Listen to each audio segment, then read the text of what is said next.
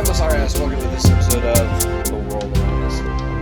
We're going to look at a couple of concepts today. We're going to look at some concepts related to properties of matter.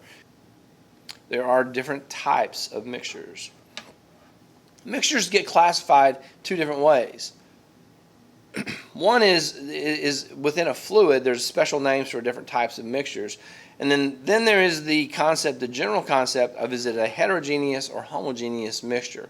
So a heterogeneous mixture means its properties are different. So it comes from different origins.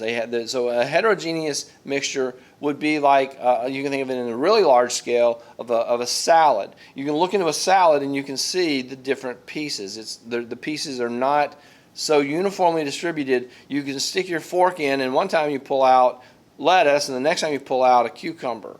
So because the samples that you would take with your fork are different, it's heterogeneous. It doesn't have the same composition.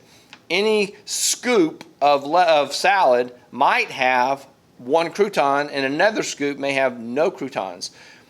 A homogeneous mixture, you're going to have to think of something like sweet tea or sugar water or something like that. Every drop that you pull out, because a drop is on a molecular scale a huge number of molecules, on the average, every one is going to have pretty much exactly the same number of each type of atom. The properties are going to be indiscernible until you get down to you have just a handful of atoms, and by handful I mean a number of atoms that you could not actually experience in the physical world. You would have to be in a theoretical realm. So in a homogeneous mixture, all the parts of the mixture are not noticeably different. The composition is the same pretty much throughout, and you cannot easily divide them out. You can't exactly divide sugar out of sugar water. You can't exactly take salt out of salt water. You have to go through a different process in order to do that. So we have the heterogeneous mixtures, everything is different. Homogeneous mixtures, all the samples is pretty much the same. That's the difference between those two.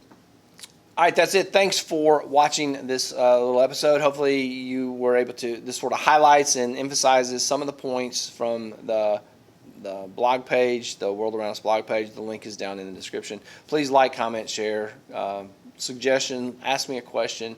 And if I said anything utterly wrong, let me know. That's it. We'll see you in the next episode.